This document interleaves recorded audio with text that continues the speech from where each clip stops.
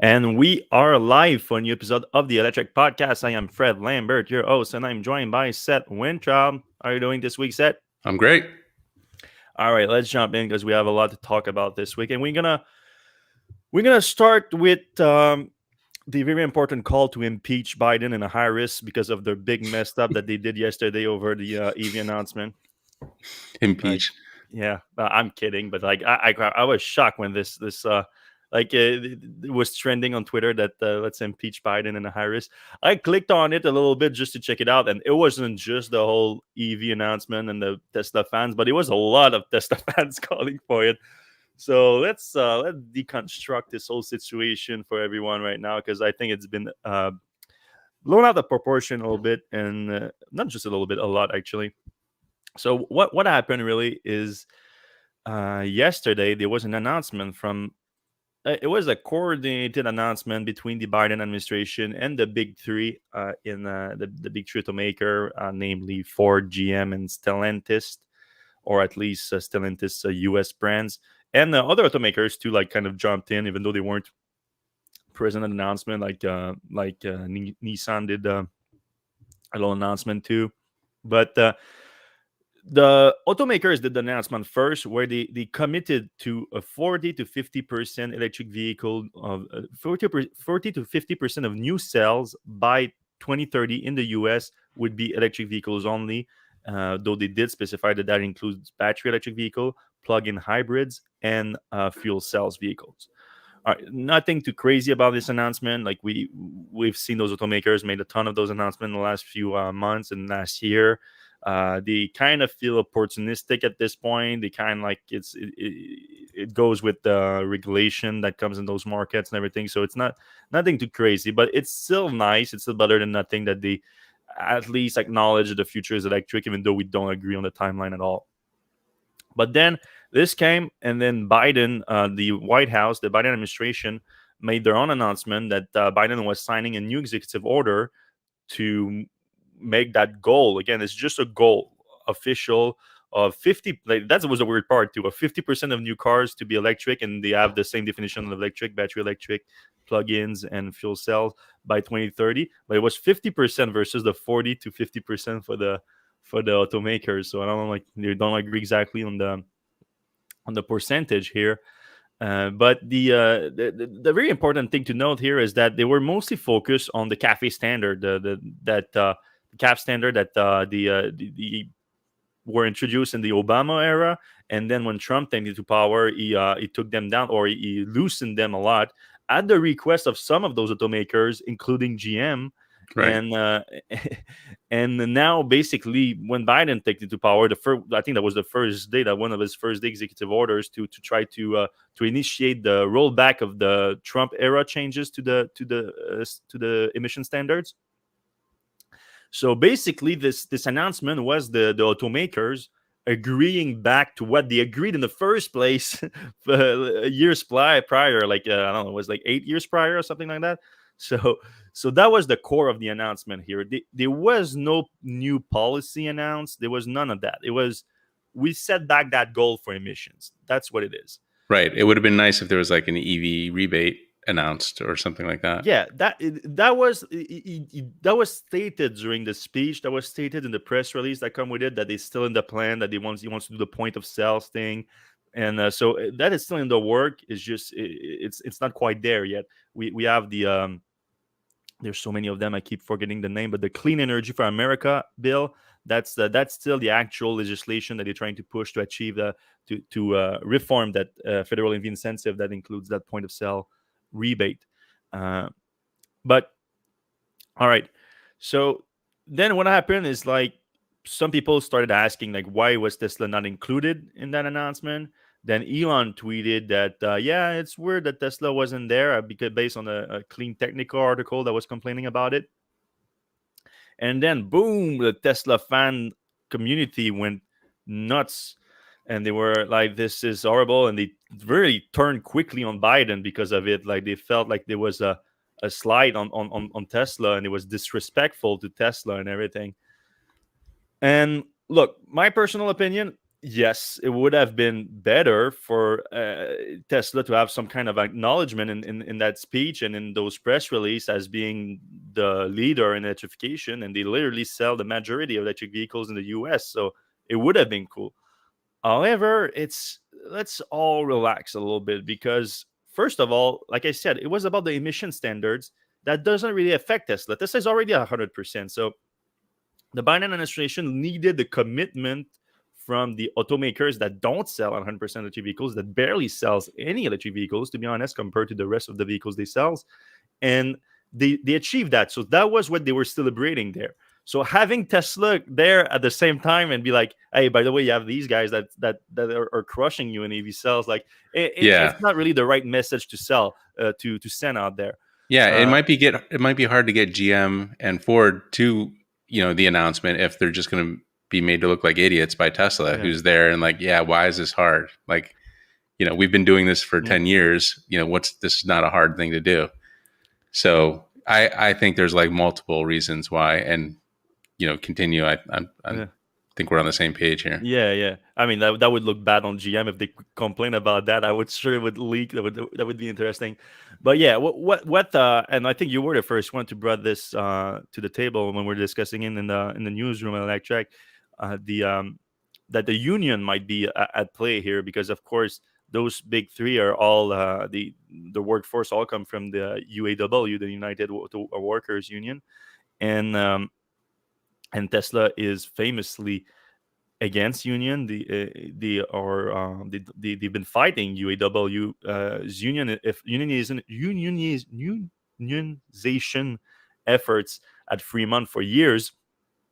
And sure enough, someone I think on CNN asked the press secretary about it, the White House press secretary, and they confirmed that they all everything but confirmed. What did they say exactly? Um, Well, there was a CNBC thing I think you're referring to is No, that's another and one. That was oh, the that day was the other of. one. Yeah. Okay. Then after it was even clearer than that. They directly asked. They just asked on CNN and Jen Psaki. I don't know how you pronounce the name. Psaki. The press Oh, secretary right, for the the press White House. secretary. Yeah. Yeah. So well, these are the three largest. They specifically ask again. The CNN specifically asked if the unions had anything to do with Tesla not being in the event. And then they said, well, these are the three largest employers of the United Auto Workers. So I'll let you draw your own conclusion. So if you tell me that, my own conclusion is that, yeah, they had a hand in it. And this is not surprising, of course. Like, it's not right necessarily, but it's not surprising. We're talking about politicians here. Biden is a career politician. He's Democrats. The Democrats rely heavily on the unions to get votes, and that's their job. That's what they do. They get votes. So you cannot focus on what they're saying here and or not saying. In this case, not acknowledging Tesla. You have to focus on what they're doing. And there was nothing done really that yesterday at that event. Nothing clear happened. What is happening with Biden and his administration is the infrastructure bill, which includes $5 billion for EV infrastructure, which is a plus for Tesla and for Tesla's mission to accelerate the advent of electric transport. So look at what they're doing, not what he's saying. What he's doing on that is great. It looks like it's about to pass now in the next few days. The infrastructure bill, and that's going to be in it. That's great. The other thing, the bigger thing, is obviously I was just talking about in the Clean Energy for America bill, which includes the reform of the federal EV incentive. Which again, it looks like the union flexed on this, and they are getting more money than Tesla, 12,500 for all electric cars made in the U.S. by union workers versus $10,000, which is still an increase for electric cars made by the U.S. without union workers, which would include Tesla vehicles. And then And is it down to 7,500 for like Maquis in Mexico or? that wasn't made clear, but it does sound that they are keeping the 7,500 for every other electric vehicles, which I still like. Mhm. Like I know it's not pro American manufacturing, but like more electric vehicles on the road is better. And of course, like the difference in pricing can push you to buy American. So that would be great. But yeah, and this is what is happening. This is what is being done, and this is great for electrification. Should they not differentiate between union and union workers? Sure, we can discuss that. But do we want to die on that hill? Like, what's more important? Like, money in politics right now, it's a great problem. Yeah, the influence of unions in politics and money in politics. Yeah, it's an issue that obviously you would want just the people to be to have the influence, not organization. But let's choose our battles if we want to win the war. And the war here is on climate change. It's on emissions, and the clean energy for America bill would solve that. Like, let's be honest, with $10,000 incentive for Tesla vehicles in the US, Tesla would sell everything they can make. Not only that, the whole structure of the bill advantage the automakers that have the most production capacity in the US right now. And this is Tesla by a long mile. Yeah, you have GM building more capacity now. Ford is building the Rouge plant again with the giant EV factory. You have Volkswagen in Chattanooga. That's great, but that's still being constructed. Tesla already has a factory churning out 500,000 cars a year in Fremont, and they have this giant new facility in Texas that's going to probably make 1 million vehicles a year when it's all ramped up. Tesla is going to come the winner out of this if they just keep doing what they're doing now. There's no doubt about it. So I just don't understand this. Like, I mean, you guys need to go check it out on Twitter. Like, I just took the peek yesterday, and I couldn't believe even like Galileo here, which I think is one of the most reasonable Tesla super fan in my opinion. Like, I generally like his opinion, but completely turned on Biden for just not mentioning Tesla at the event. Where again, please people focus on what they're doing, not what they're saying. That should be your rule from any kind of politicians. Like, what they're saying is just to get vote. Focus on what they're doing. Now, what they're doing might be good or bad. Like, I don't know. Like, it changes um, per cases. But in this case, it's not 100% correct. Like I said, it's not completely fair, but it's mostly good for electric vehicle adoption for Tesla's mission, and that's where I find a little. That's where it irks me with this. I find a dissociation right now with the Tesla fan, how they're reacting to this and Tesla's mission.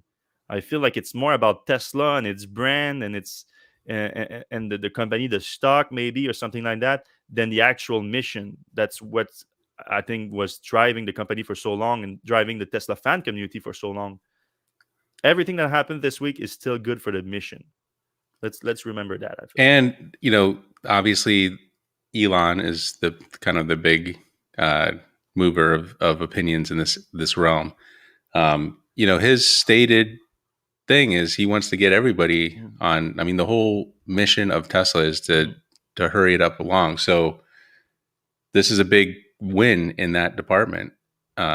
He's said many times that he wants everybody to go to electric. This is everybody going electric. So it's hard to complain. I mean, clearly on Twitter, he was perhaps insulted that Tesla wasn't invited. And I think here's the thing. What he said only on Twitter it's a little weird. So we don't know really how Elon felt about it, other than he thought it was a little weird. But with Twitter, the way it works, I feel like the Tesla super fan, they took that message and you're like, oh shit, okay, now attacked. Biden is the target for today. Right. Biden is the target. Elon thinks that Elon doesn't like that he wasn't invited or whatever, and now he's the target. Biden and the administration is the target for the day. I mean, yeah, that's not a good look. I think if you're not a Tesla super fan and just a regular Tesla fan, and it's just kind of like makes your stomach turn a little bit. Yeah, I mean, look at this response I got when I tweeted that we should all chill out about this whole thing. Like, I'm angry AF, I think, because of the blatant disrespect to Elon Musk and his 18 years of work. That this was reflected by a lot of Tesla fans. Is it blatant disrespect? Like, the whole event was about convincing the U.S. automakers to switch some of their production capacity to electric vehicle, as per the original standard from a few years ago before they get changed by Trump.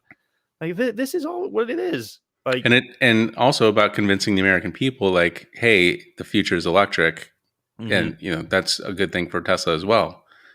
We talked a little bit about this before the show, but kind of the flip side of that is that if you're a super Trump fan and you see, Biden diss Tesla, you're like, well, then the enemy of my enemy is my friend. And you're like, okay, now I'm going to buy a Tesla because Biden doesn't like Teslas.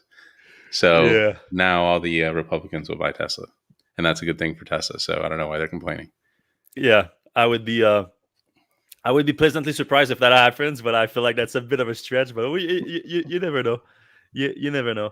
Well, yeah, I mean, I was shocked that by the end of the day, like impeach Biden and Harris was in there, and some of the Tesla fans were using. I mean, it was trending that thing was trending on Twitter, and a lot of the Tesla fans were using it. I felt like that they were misplacing their anger. After I felt like you have to choose your battle, and this is not one that you should choose, because what's the alternative really? Like for the last few years, there were no investment in electric vehicles at the federal level in the U.S.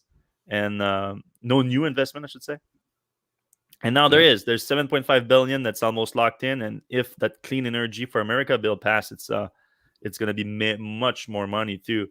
And even though it's not a perfect distribution of money, if you don't like the unions, if you're Tesla fans and everything, okay, but it's still a lot better than what it is right now. And it's, in my opinion, also it's even enough to completely transition the US to electric vehicles.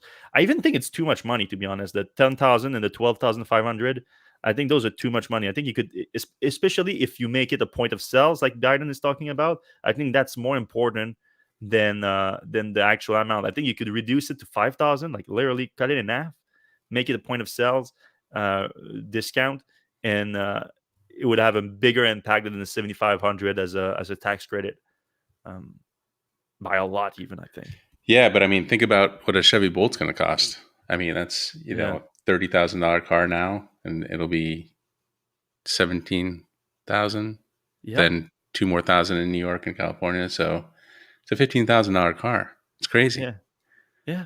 A good car too when it's Yeah, not catching on fire. I'm kidding. It's the old ones are catching on fire, not this one. and only like a small but not small enough percentage Yeah. of them. Yeah. That's a good way to put it. And small, but not small enough percentage of it. So yeah, but again, at the end of the day, this all happened over a fluff announcement. Like Yeah, nothing. It was just a goal, and that goal was actually like not even that impressive. Like 40. Well, actually, some automakers said 40%.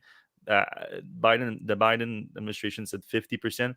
But when you include plug-in hybrids, though, I think anyway, plug-in hybrids are like kind of falling aside to battery electrics anyway. So they're just covering their bases really by including plug-in hybrids in there. and hydrogen. And hydrogen, yeah, Yeah, hydrogen, yeah, booming market of hydrogen right now in the passenger car market. yeah. I liked your title. I think we Yeah, workshopped that a little yeah, bit in the yeah, room, but the who's buying the other stuff yeah. Who's at buying that the point other in 10 50? years? Who's Yeah, going to buy a gas car in 10 years? It's yeah. crazy.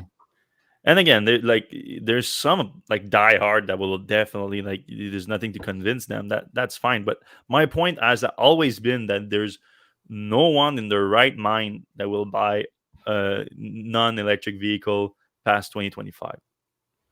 It's just there's going to be too many compelling electric vehicle on the market by then, and financially, it's going to be a terrible decision to not buy them for the resale value, for the cost of operation, for all those reasons, for maintenance. It just won't make sense. And this might happen even sooner now that like I've seen the Ionic looking great. You have the Volkswagen, and then if Tesla comes out with that $25,000 little hatchback, game over. Right. And Did, not that they already been doing great too with the Model 3 and the Y anyway. yeah.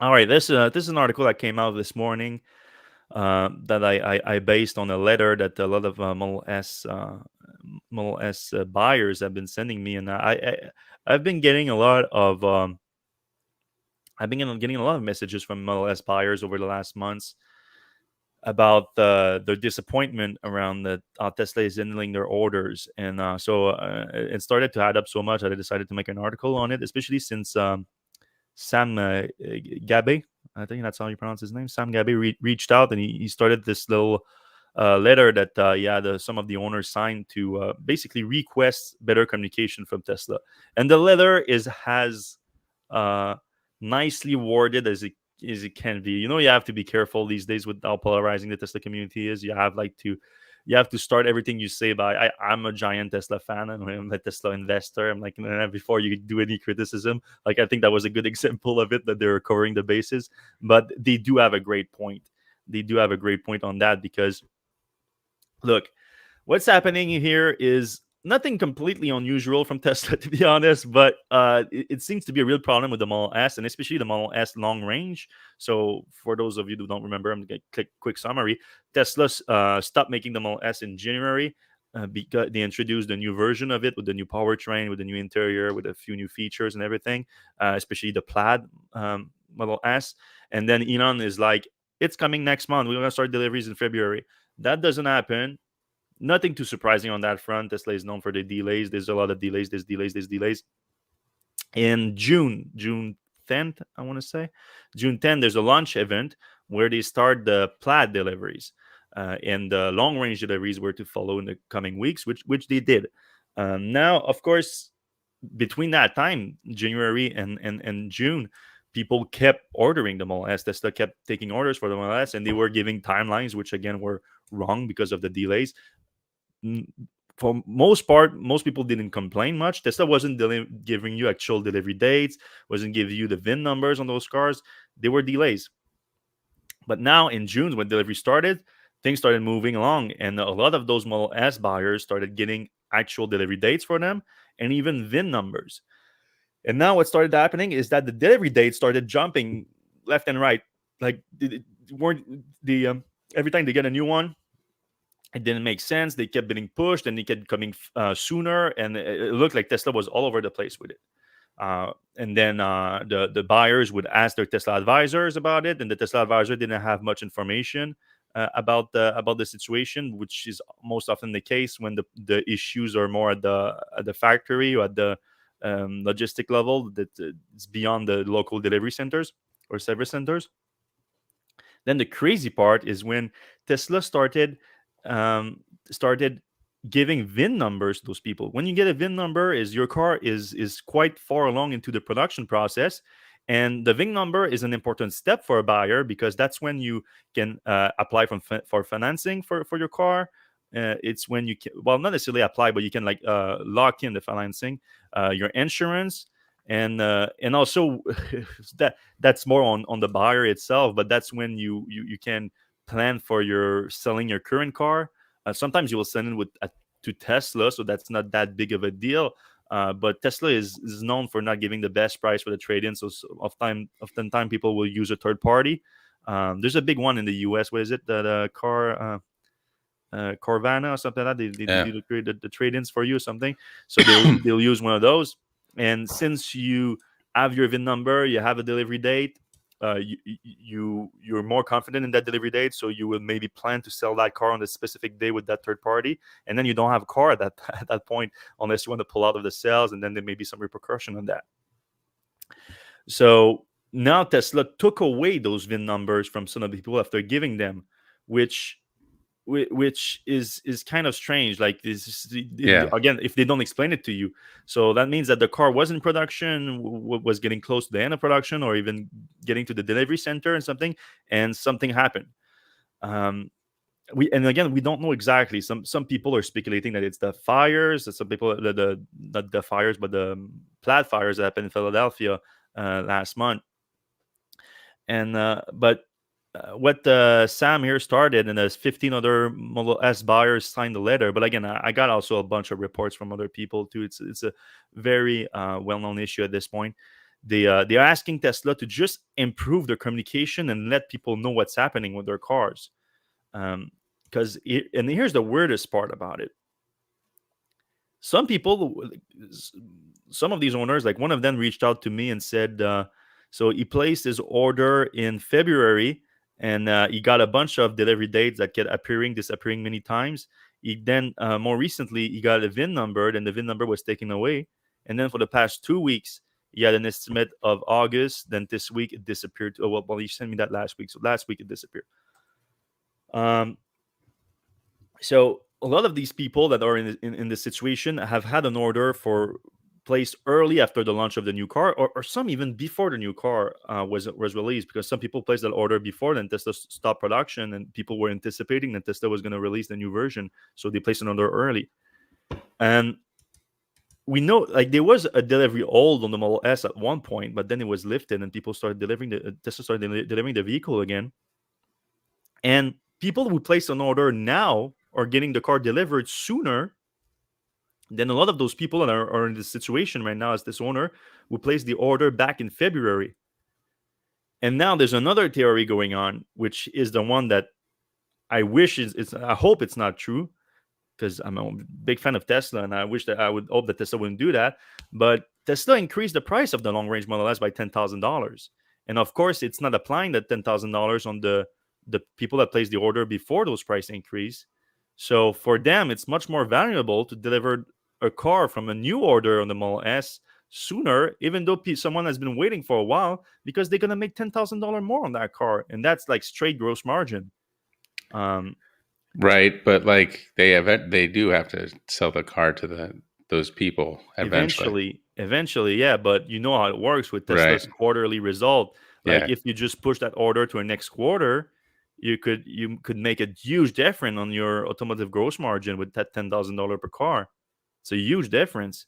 I hope it's not that. I'm not saying it's that. I have no proof that it's that, but I'm telling you, it's happening though. Like, this is happening. Like, new people are taking delivery sooner with the new order than some of those people that have been stuck, even getting VIN numbers. And that would make sense too. If Tesla has a VIN number, give it to you, and then someone else takes delivery, they can just give the car to someone else. Like, this it makes sense from the facts that we know. I would hope that Tesla wouldn't do that. If Tesla had a PR department, I would reach out to them and ask them what's the situation here, and I would hope that they give me another explanation in this. But unfortunately, we don't know. Yeah. And I was told that Elon is now the PR department, but I'm also blocked from talking to Elon, so I cannot ask him either. Oh yeah, I didn't even think about that. Yeah, You've been blocked from Tesla's PR. yeah. Yeah, because when Tesla dissolved the PR, I asked Elon Musk, "What do I do in my PR request now?" And he was like, "I'm the PR department now." So it was like the scene in Yeah, I'm the Captain captain Phillips, now. like, I'm the captain now. All uh, right. This is a weird one here. I'd like to know your opinion about it, Sid, because we didn't talk about it uh, with each other. So this rumor coming out from China, a bunch of media in China, apparently like serious sources in China, reported that BYD's new Blade battery cells, that they signed an agreement to supply them to Tesla by the second quarter of next year.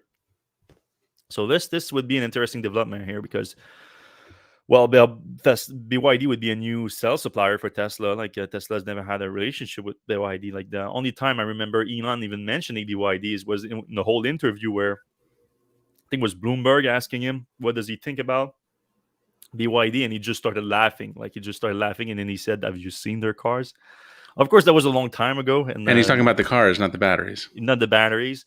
And BYD is a giant companies with a lot of operation, and they do have electric vehicles, and they have gotten a lot better looking the last year since Elon made that comment. But they're Right. also big in buses and electric trucks, and they make their own battery cells, which is something that Tesla hasn't achieved yet.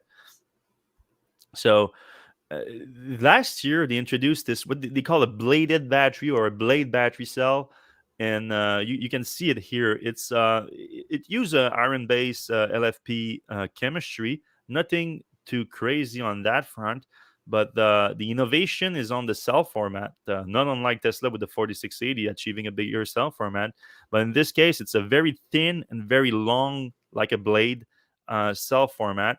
And they claim that this form factor is much safer than other lithium-ion battery cell. Of course, LFP is already safer in terms of a thermal runaway event. It doesn't burn as bright and as crazy as NCA or NMC battery chemistry, but the combination apparently of that very thin and long form factor and the LFP chemistry result in a very safe cell. Now, the other advantage is they developed the cell to be a cell to pack technology. again, not unlike the 4680 cell that Tesla developed, to have a structural battery pack. They actually talk about the structural battery pack in this case here. So they lined up all the cells together, and they have a top to bottom cooling system, thermal management system, and then the cells themselves participate into the structural integrity of the battery pack. So all technologies that Tesla, we know of Tesla has been working on too, and now apparently they would supply those battery cells to Tesla. Again, this is based on the Financial Associate Press in China, is based on unnamed sources, but they did ask BYD and they didn't deny it. They just said no comment. So maybe that had some value to the rumor, but I would still classify it as a rumor right now. The interesting thing about this is that it also came out at the same time that there was another rumor in China about the $25,000 Tesla vehicle. The rumor came from a popular Chinese auto blogger that apparently has been right about other rumors about Tesla. So put some weight on it. But again, I would classify it as a rumor. And the rumor is that Tesla has already produced a first prototype for the $25,000 car. And not only that, they are planning to have trial production by the end of this year. So trial production by the end of this year would put production early next year when BYD supplies apparently supplies the new cells. So some people are connecting the dots and everything and think that Tesla could use that technology in there. And we know that when Tesla actually confirmed the $25,000 new electric car at the end of the battery day presentation, Elon Musk said that the 4680 cells would enable the new car, like they were linked together. Now that leads me to think that this timeline of production starting early next year is a bit too aggressive, like, because Tesla would need to have volume production of those cells by that point. And we know they're not achieving that right now. Just the last earning calls a few weeks ago, they said that they are not close to achieving. Well, they're not close. There's still a work to do before achieving volume production at their Fremont plant. And when they achieve that, they need to recreate that in higher volume at other factories. And to achieve a $25,000 price point, they would need to have that dialed in the new cells. Like the battery cost improvements are extremely important. So I just don't see that happening by early next year, which is already like 6 months away. But then the blade, if they use the bladed cells for BYD, that could be a possibility. But then things are again changed today. The same sources apparently are now saying that the Model Y would actually be the first car to use those cells. So this is actually out of the way too. So I'm still saying temper your expectation for that $25,000 Model 3. Yeah, so I have some feelings on this. Yeah. I think the car would do well in the U.S. It certainly would do well in Europe, but Oh yeah. I don't think they're going to make it in the U.S. It seems like they're not aiming to make it in the U.S. But there's not much room in Fremont for anything, and we're still starting up the Texas thing, which is going to have quite a bit of Cybertrucks to build. So I don't know where you would even put it at this point. So $25,000, that seems great, but let's remember Tesla's history with pricing. Like the original Model S was supposed to come in at $49,000 after a rebate, and there were a few made, and I actually got one of those. Mm-hmm. But they didn't ever really produce the 40 kilowatt hour battery pack. They just software limited to 60 kilowatt and sold that for 60 or 70,000. Then they had a $35,000 Model 3 for about 4 days on the website, and then it became a off the menu item. Yeah, and then it went away with the new version. Then it went away, but it's still a great deal for the Model 3, and I kind of understand Tesla and Elon's rationale that, hey, for just a little bit more money, you get a much better car, and you should get the much better car. There's also like the Cybertruck pricing, which, like, looking at it now, there's just no way they're going to hit that. They look ambitious, to say the least. Ambitious, yeah. That's a. Well, again, they are based on new technology too. The Cybertruck is based on the structural battery pack too, the exoskeleton, and it looks like that's what they're talking about. Like they would use at least the structural battery pack technology for this new model, and then maybe the bladed cells or the 4680 cells. It's up in the air. I thought that the most likely option, since we know that Tesla has been working with CETL on the 4680 cells, I thought that we could see a LFP, like an iron base chemistry in the 4680 cells built by CATL into that new model. But I don't see that cell being available in volume that you need to have it to achieve the 25,000 price point by at least the end of next year. Yeah.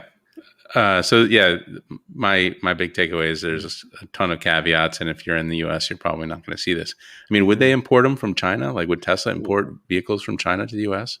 I think they could, especially if they do get it $7,500 on it still. Like that would be like just like the Bolt, Right. the same price as the Bolt Right. after their full discount that the Bolt will get. So it would be similar. One thing that I think is more likely out of all these leak information, and everything, is that they already have a prototype. Like that wouldn't be Yeah. surprising, and that we could see that prototype relatively soon, by the end of the year, early next year, or something like that. That's not out of the ordinary. Like Tesla will unveil a car and start taking reservation for it and everything. The reservation, like right now, obviously, people, I lost like any kind of credibility. Like I think Tesla reservation, I've lost almost all credibility. Really, that it's not really worth putting your money down on it. Like maybe in China would be worth for it for this one. Like to put your money down and get first in line, because it's gonna be kind of limited at first, I'm sure. But like with what the Model S reservation, not even reservation order, like those were actual orders. Right. Or going through. What happened with Model Y, Model 3, that having reservation didn't have a major hand pack on it. I'm like, you can keep your money.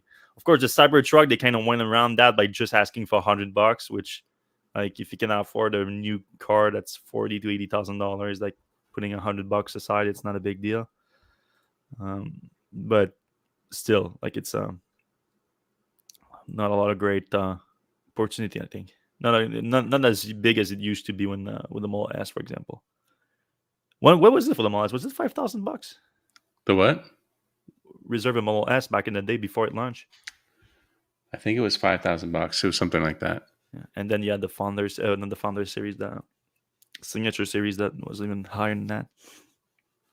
Sounds right. All right, going back into the Model S. Yeah, we were talking about it earlier. There was a $10,000 increase, but that was actually a $5,000 increase, and then on Wednesday there was another $5,000 increase. So that's the $10,000 increase total. Now it starts at $90,000, which is obviously a big difference over what it was before the new version. It started at $69,420.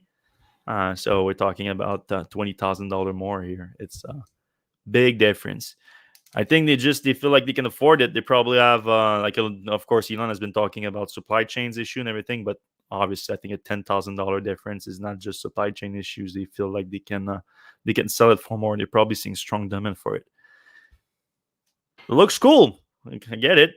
It's a good update in the interior of the Model S. Like, if I had that kind of money to spend on a car right now, like $80,000, no, $90,000, I would probably go with the Model S. Do you think the price increase has anything to do with the likelihood of a rebate, federal tax? Some people said that they imply that. I think, if I remember correctly, the Clean Energy for America include. Sorry, I have this smoothie that is like scratching my throat. Should get some water. Sorry. Hopefully not COVID. Yeah, no, I'm fine. Yeah, it includes a price limit on the top price of the car. So, and I think it's $80,000, which I thought was high in the first place. So I don't think that would work. I don't think that's really related. And I honestly, I would hope that they would put a top price. I just don't want it to be too high. But like something over $60,000, I have no problem with, because if you're on the market for a $60,000+ car, you're gonna have an electric option that is more compelling than any other option out there. I think that's not electric. And that's the problem. It's at the lower price that it's harder to be competitive right now for electric vehicle at the purchase price. When you include the cost of operation, electric is already a winner almost at every category where there is already a compelling option. Um, but um, but unfortunately, the average consumer has an issue getting over that sticker price thing. uh they just do, like, it's hard for people to just like do, not that it's hard to do the math actually, but to take the math into consideration when you actually have to shell out the money in the first place, even if there's financing involved and everything. It's just it's a lot of money. It's a lot more money. Oh yeah, speaking of the financing on the on those deal with the infrastructure build. So we got the actual text earlier this week, and it confirmed something that we thought was likely. This whole Tesla opening the supercharger move that we've been hearing for years and years and years, and then Elon finally confirmed it's going to happen by the end of the year. Uh, we thought that it might have to do with that $7.5 billion in EV charging infrastructure that's part of the infrastructure bill, that it might require you to be open to other automakers and not just your own. And so when I finally got access to the text this week, I quickly did a quick Control F search on it to see that, and for sure it was included in the bill. It says, and I quote, "Have the ability to serve vehicle produced by more than one vehicle manufacturer." So this is actually quite a lax requirement because you just need more than one, and of course Tesla right now is just one.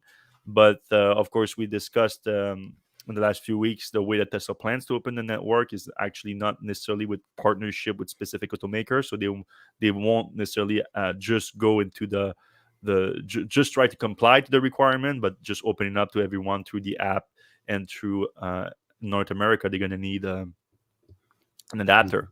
Yep.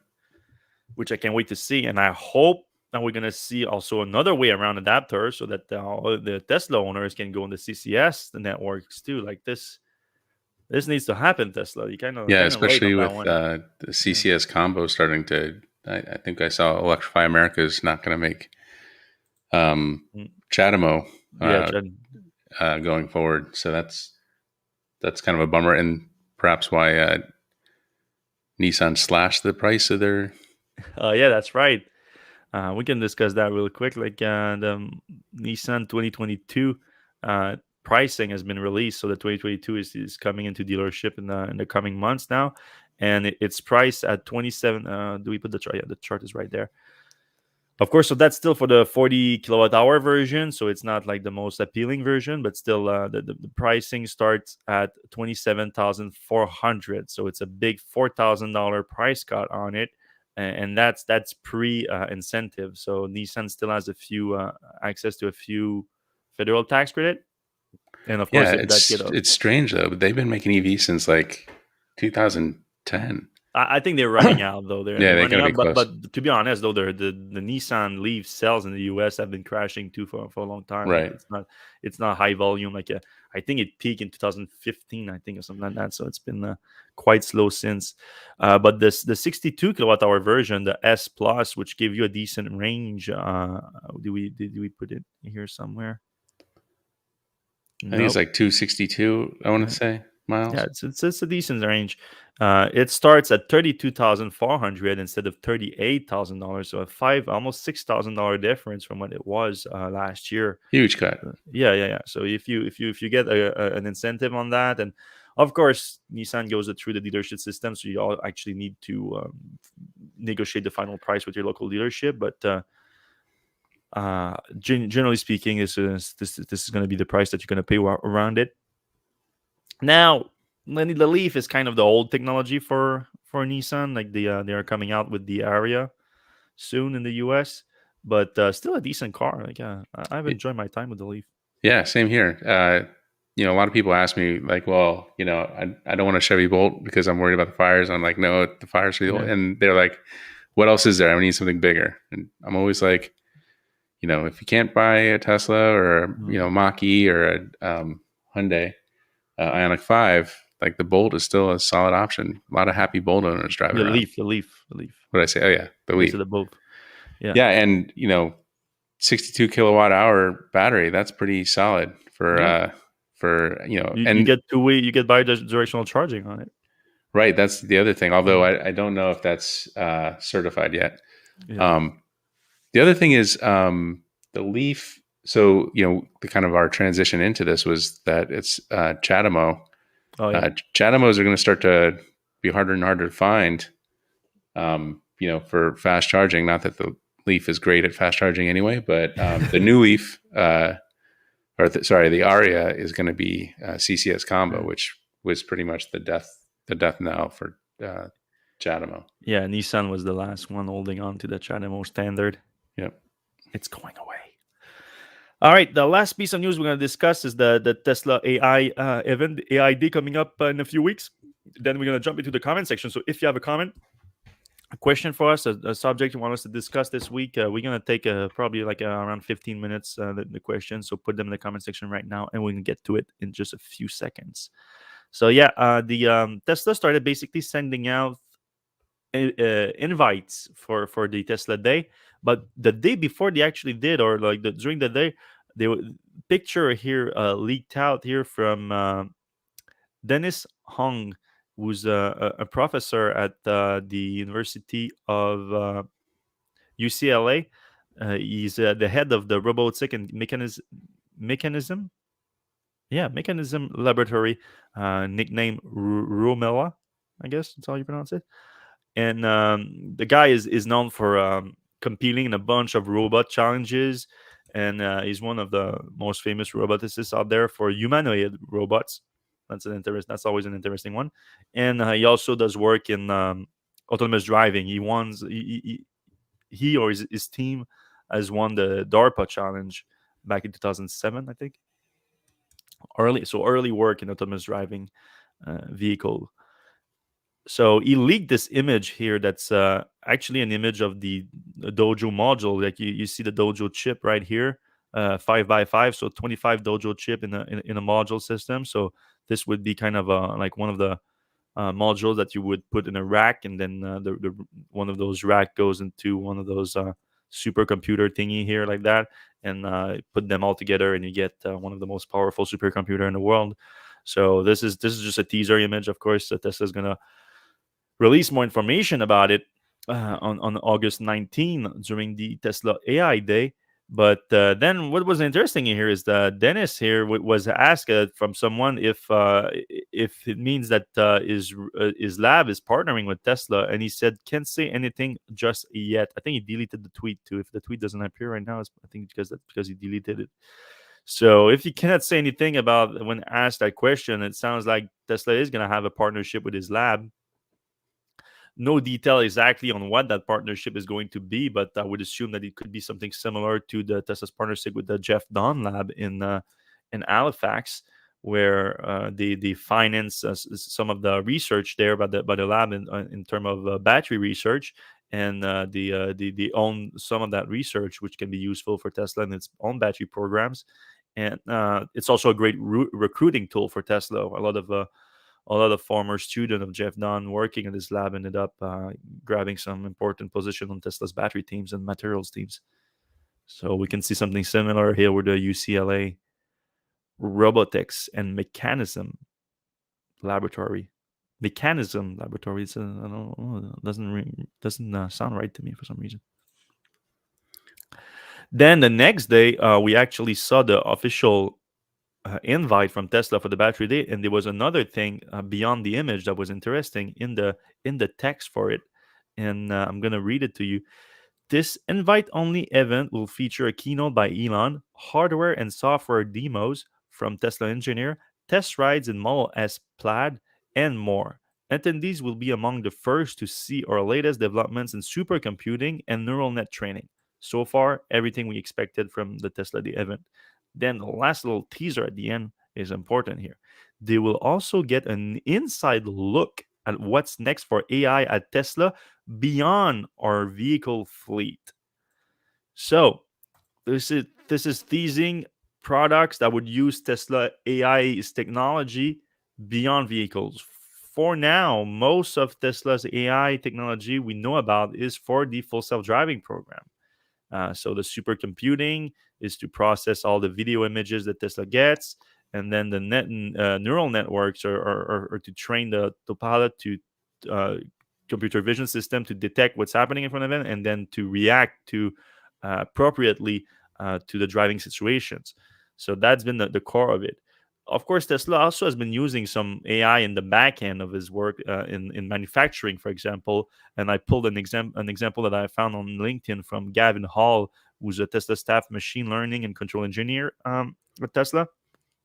And he explained, you can read. I'm not going to read the whole description here, but in his job description, he explained how Tesla is applying AI to manufacturing technology to improve their manufacturing processes. And we know that Elon has a big hard on for manufacturing for years now. He sees Tesla as a manufacturing company more than anything else.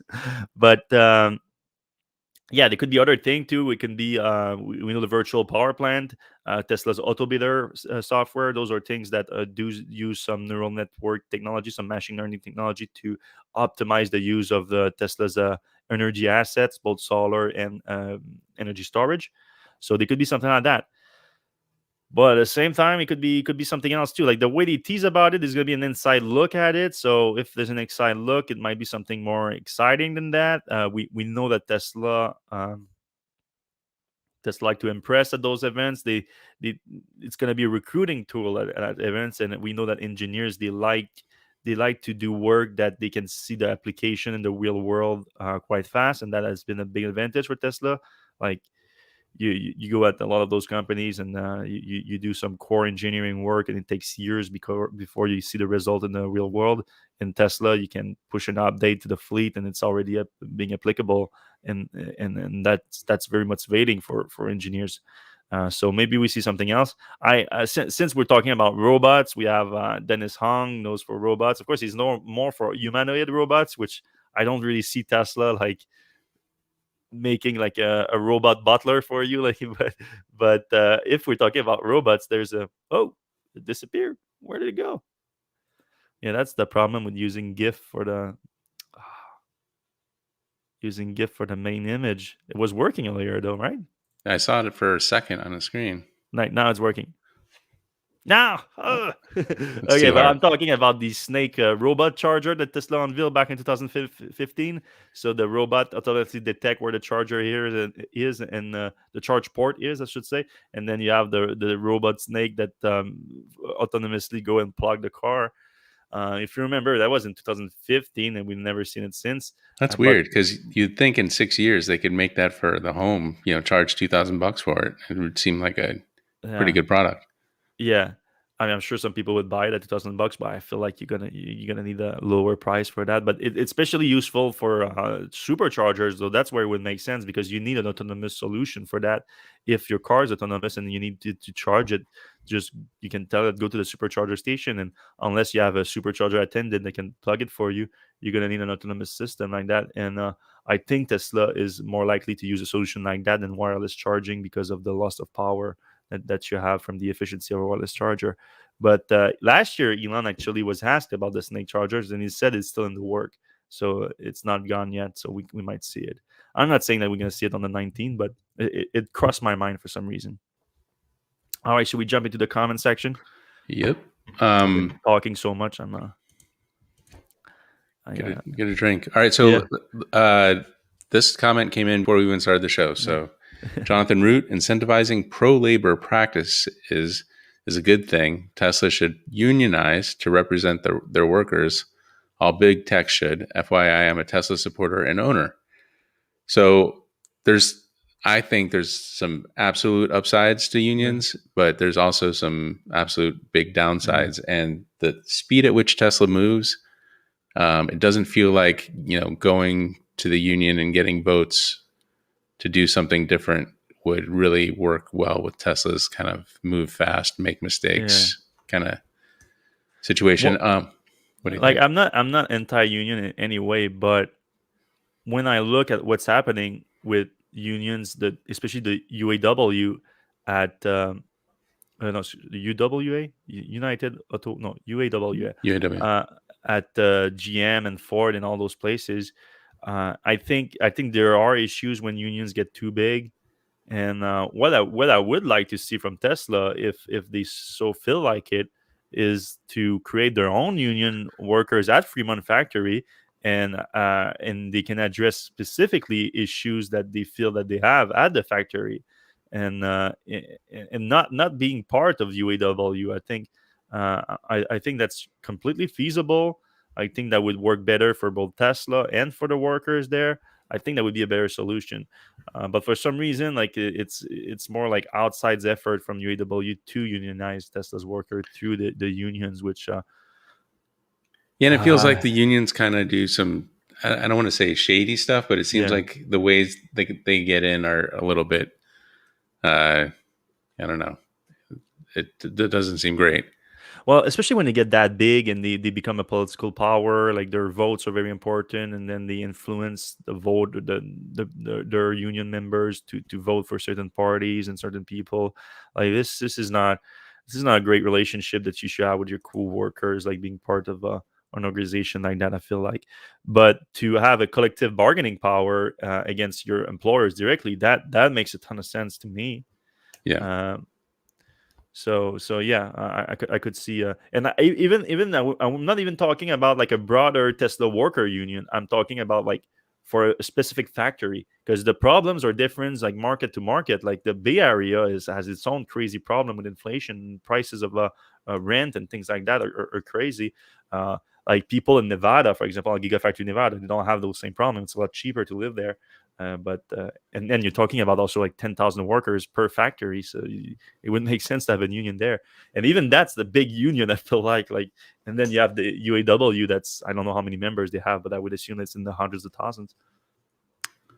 So Jed Anderson says, true, Tesla will lose skilled laborers to unionized car companies, although I don't think there's many in California right now unless they want to move.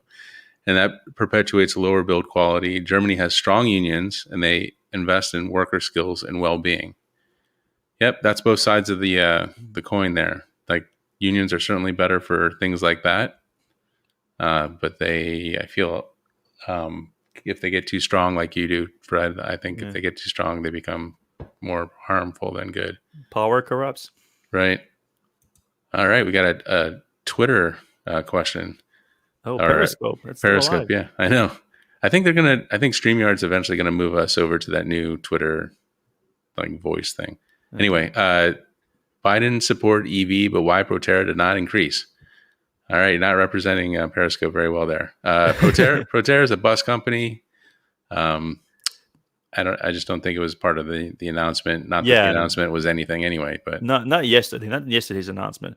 Proterra would benefit from the infrastructure bill because there's a lot of money going to electric buses there. that's true. So once that infrastructure bill is actually passes, which it looks like it's going to happen soon, then Proterra would benefit, would be able to apply from some of that funding, and they could benefit from that. But yeah, I think that's where Proterra is more advantage. Yesterday's announcement had nothing to do with buses. By the way, Proterra, I don't know if we were talking about this, but Proterra has a neat double-decker electric bus that would make it like a cool Electrek traveling van. So if anybody at Proterra's, Sponsor us, guys. yeah, All we sponsor want, us. all we want is $1 million bus. Yeah, Like I we're don't not know. asking for much. Right. And we'll drive that thing everywhere. No worries. Yeah, we can share like an Electrek.co with Well, Proterra the on it. And, downstairs will be like a press room. You can okay. hang out, talk to us. Upstairs will be kind of like the party area. It'll be great. Tweet at Proterra people. Yeah, Is it, like, I'm sure somebody at Proterra is listening to this. So yeah, get a hold of us. like 50,000 people listening to this. Yeah. All Come on. right.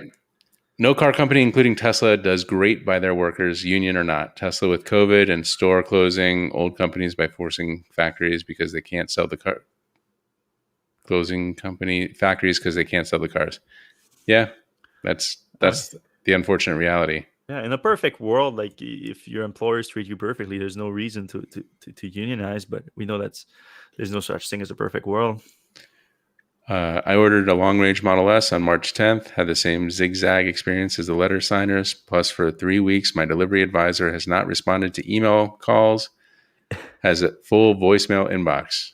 Yeah, that's the frustrating part. The lack of communication is very frustrating. But you can cut some slacks to your delivery advisor, because I know it's not great not to respond, but they're probably like the delivery advisor is probably sitting there like, I don't have anything to say to him. I don't know what to say to him. I don't have any information, and he's like panicking about that stuff. So I know it's not an ideal situation. You're spending a lot of money on that car and everything, and you want to have some communication. But I think the problem runs deeper than that at Tesla. So cut your frontline workers some slack if you can.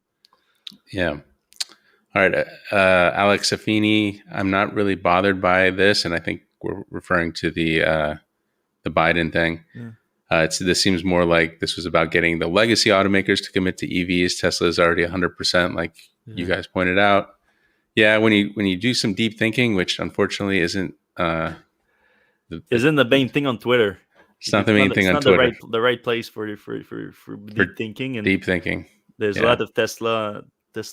I call it the Tesla Twitter because since Elon Musk, that's his main form of communication. A lot of Tesla community lives on Twitter. All right, Johan Anderson. Unions are good and needed thing with most companies. With Tesla, I think it would be just an inefficient component, slowing down the mission. I think we're kind of in agreement there. Do you have a good guess? Not sources. As what's wrong? Battery fires, sloppy workmanship. I don't know what we're talking about here. Yeah, probably the Model S thing. Yeah. I mean, some people are speculating about the fire, but here's the thing: they still delivering cars, so just a lot of people are just not getting them.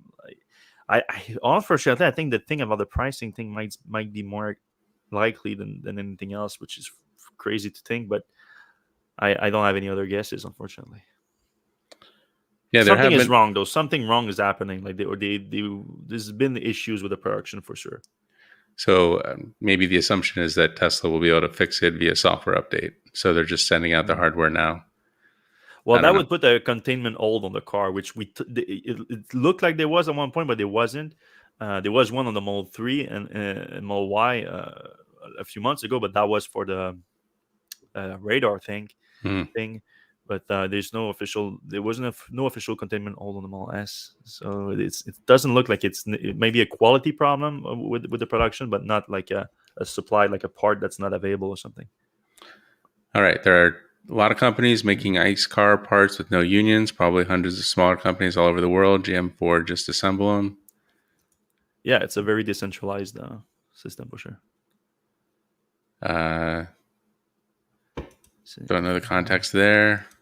Oh, that's when I said about politicians. Look at what they're doing, not what they're saying. And right. He says that apply that to all relationship. But it's true. What you're saying doesn't matter as much as what you're doing. Right. Pablo Collins would love to see a competition of Tesla factory total compensation, including Tesla stock options, compared to UAW worker compensation. My guess is that Tesla total comp blows UAW out of the water. A big factor is they're also in Fremont, California, which is quite expensive Bay Area. So, like, you can't live in the Bay Area without like a $20. Yeah, you can have the lowest entry level job at a factory in Detroit and own a home basically, versus in the Bay Area. Yeah, and the stock compensation thing, you have a point for sure, and that's an argument that Tesla has been using for years. But depending on how the stock is doing. Last year or so has been trading sideways, which hasn't been great for Tesla stock options. All right. A lot of union talk. Jonathan Rootsback, it's about time labor unions had a voice over the corporate lobbying interests. Tesla's mission should also be to democratize the workplace.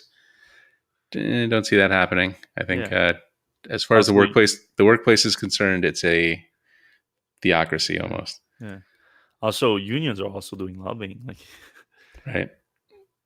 Guesses are not evidence. All right. The government is a absolute joke. If you want to change, just embrace the free market in Tesla. All right. We got the fan here. The free market are an illusion. Trickle down has failed. Okay. All right. Into the deep we economics and political terrorists. Move along to beyond the unions. Yeah. I think there's going to be a lot of that. Old topic. All right, here we go. Good to know.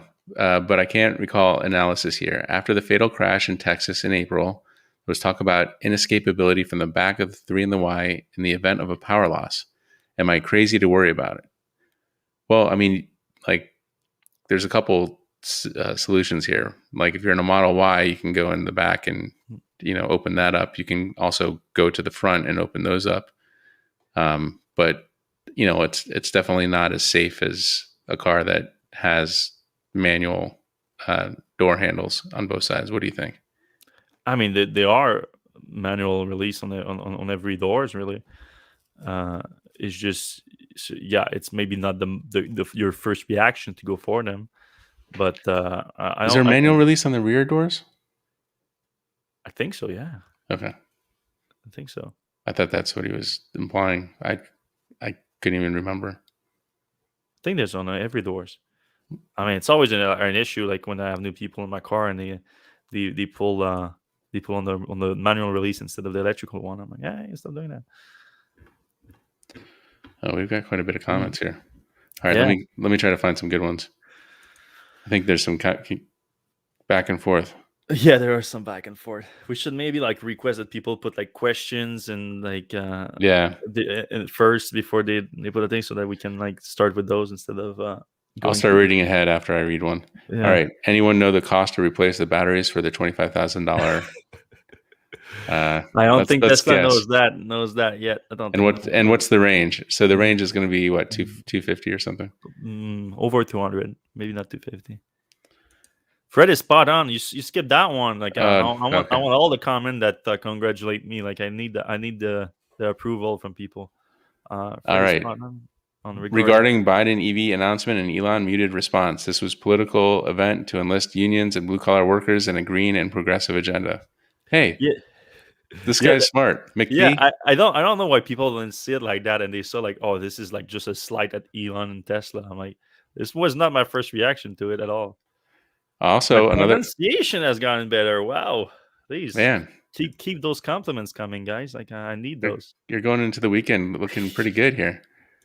All right. Curious if Fred or Seth saw the Cadillac is presenting its 2022 Blackwing models as their last hurrah for ICE vehicles because all their high performance cars will now be electric. I think Yeah, we Cadillac. reported on that at some point, right? Didn't I we feel like like say that they stopped unveiling new ICE yeah, vehicles? they said Cadillac has announced their last new ICE vehicle. But if the question is if we have seen the last of them, like we don't pay a lot of attention when there's a new launch of this ICE car. It's not. Almost no attention, so we Yeah, can focus yeah, more on the EVs. I feel like that gives us an advantage. yeah. All right. Tesla has numerous active lobbyists. I think there was a question if Tesla is lobbying. Well, not just in the U.S. too. They even have lobbyists here in Quebec, or at least they had when they were negotiating the new incentive. All right. Green Gold representing the Tesla fans. GM and Ford are slowly dying while Tesla is rising, and the most American-made vehicles are Tesla vehicles. The big three are sellouts. All right. Capitalist world, they're doing everything they can for the shareholders. You can like it or not, but that's the way it works. So we need to convince them other ways to move forward with electric vehicles. I'm just trying to be realistic with this whole thing. That's what I'm trying to do here, and that's why I choose my battles. Like I'm not gonna get mad at Biden where he's unlocking billions and billions of dollars for electric vehicles just because he didn't give a thumbs up to Tesla in an event that didn't have much to do with Tesla, to be honest. All right, here's an interesting data point. JH98134 says, I spoke to Tesla delivery advisor. They say they got a lot of Model S's in June, 6, July, 0. So 6 doesn't sound like a lot, but Yeah, 0 maybe is, for a small delivery center or something like that. But also June is when they started the delivery. So right. The global automotive industry is quickly adapting to the creative destruction of EVs. Huh. If one really believes in the free market, then we know adoption will only accelerate. All right. I don't know if destruction is what you want to say here. Or... Perhaps that was the wrong word. Do you anticipate the $10,000 EV incentive will be retroactive? That's a great question. Yes, it is. So you anticipate it will be? That's that's a great question. Like from the outline of the bill that it released, the Clean Energy for America bills, there was no mention of that. I think like that for some reason, like Tesla and GM would be the most affected by that. GM has his own problem though because they're only selling the Bolt right now, and the Bolt is obviously in quite a hot water right now. So it's mainly Tesla that would be affected by it. But U.S. sales have been better than ever for Tesla. So it looks like they're selling through this. I don't know if people are assuming that there's going to be it's going to be retroactive, but when you release like a hotline of a bill like that, I feel like you have to let us know.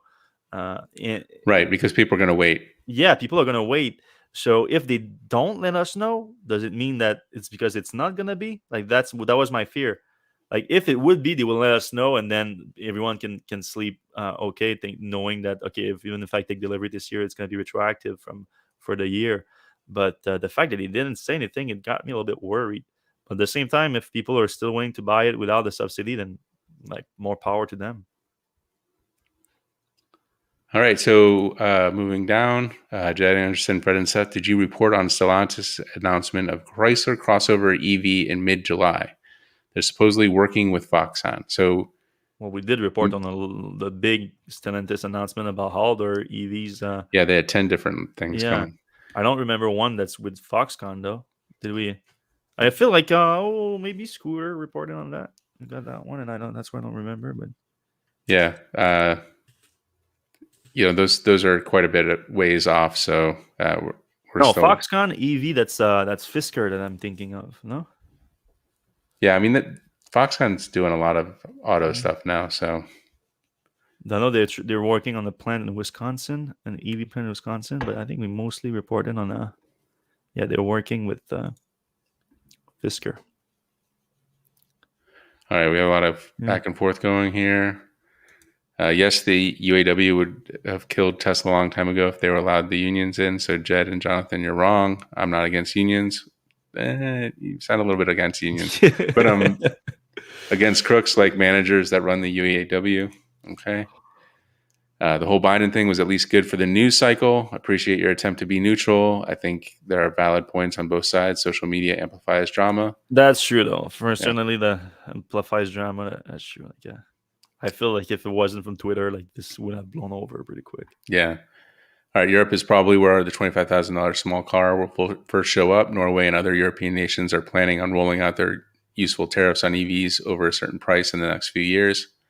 Well, the first place after China, obviously. Yeah, China's number one. Tax credit would be zero by 2024 if they imported it from China. I don't know if that's true. They've been spared the 150% taxes applied to normal cars up to now. I think he's talking about Chinese cars, right? Yeah. All right. I'm going to work my way back from the end because there's just too much noise in here. Yeah. We have some very active people in the comments. We appreciate. It's just that it's making our job. Yeah, if you could just make it like, hey, I have a question, or questions in all caps. Here we go. Look, here's a questions in all caps, discussions in lowercase. There you go, Dan. I love it. Yeah, that's gonna be the game. I'm gonna announce it next episode before we go. That would be probably better. I'm trying to see if there's any good ones, but I think we're already an hour 12 in. Yeah, I think we'll end it there. All right. Well, I appreciate a lot of the conversation today. Like this was obviously a very active show. Hands Up Friday. Well, always, if you're still listening right now to the show, I love you very much. Know that means you're a hardcore EV fan, you're a hardcore electric fan, and I appreciate it. And let's get better, people. Let's focus on the mission. Let's leave the noise behind. It's all love, and we're gonna see you same times next week. Ciao.